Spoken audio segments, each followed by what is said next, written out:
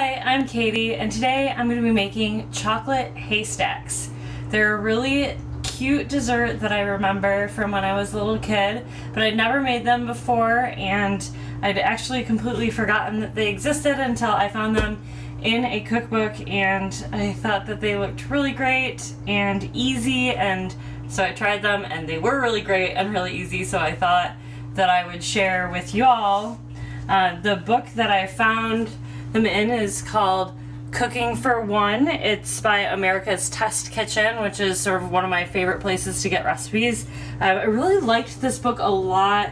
I cooked a couple things out of it, and it was nice because I could just cook for myself without having to do the math of cutting the recipe down for one person, or if I wanted to cook for two people, it's just as easy as doubling the recipe. So highly recommend this book if you're looking to cook for a smaller amount of people, but the recipes in it were just generally good. But anyway, here you can see those are the chocolate haystacks that I'm going to be making right now.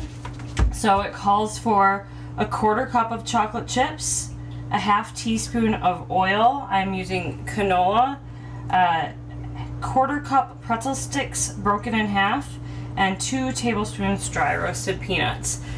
So basically they're just going to be clusters that are covered in chocolate, so you can be really creative about what kind of things that you throw in here. I know that traditionally there's some sort of Chinese noodle in here. I don't have that, nor does the recipe call for it, but you know, you could add that in. You could add in chocolate candies, probably a whole lot of other things that you could think of. Oh yeah, cereal was another one that I read people like to throw in here, so different kinds of cereal would work too. Alright, I'm just going to follow this recipe. So a 1/4 cup of chocolate chips into this bowl. Alright, here we go, 1/4 cup of chocolate chips and oil. Alright, and it says to microwave the chocolate chips and oil in the bowl at 50% power, stirring occasionally until melted and smooth, about 2 minutes.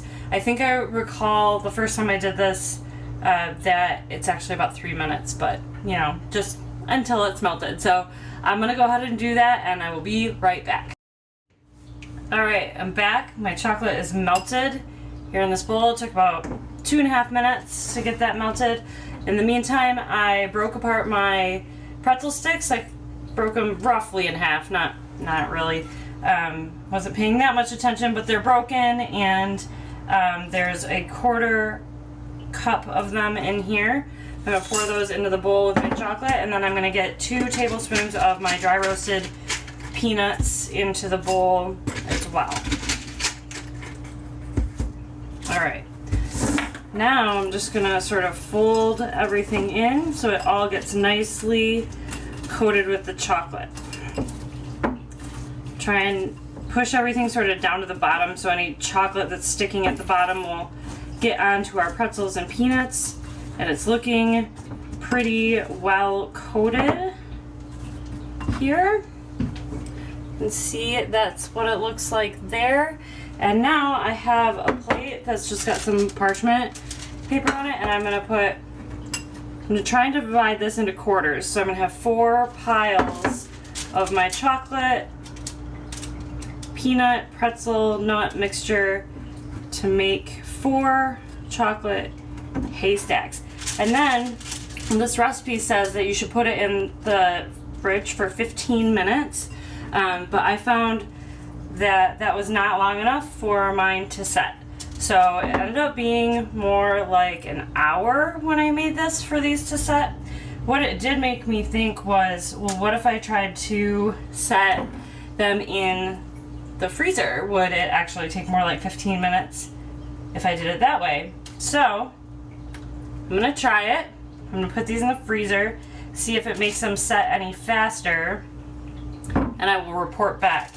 You can see, got my little haystacks there. Hopefully they didn't slide around too much. I have an escaping peanut. I'm gonna get that pressed back in with its cluster, and I'm gonna pop these in the freezer and see what happens. I'll let you know. Okay, I'm back. So it's been about 20 minutes since I put the chocolate haystacks in the freezer, and they are just totally set up. So they're that definitely worked. I highly recommend using the freezer to set these instead of the fridge because it took a lot less time that way.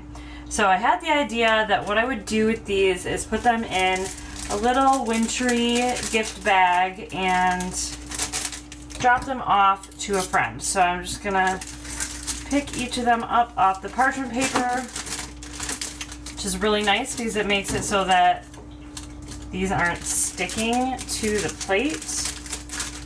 I'm gonna try not to break them as I put them in this bag.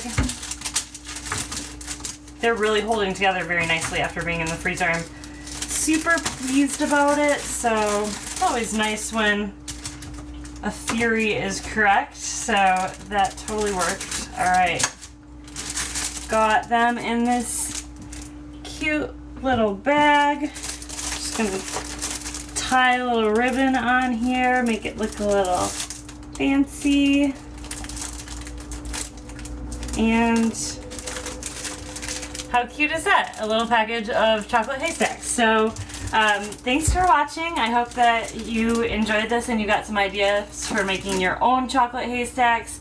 Check out the cookbook collection at AADL. We've got some awesome cookbooks like this Test Kitchen Cooking for One. And thanks for watching. Keep watching AADL TV. See you later. Bye-bye.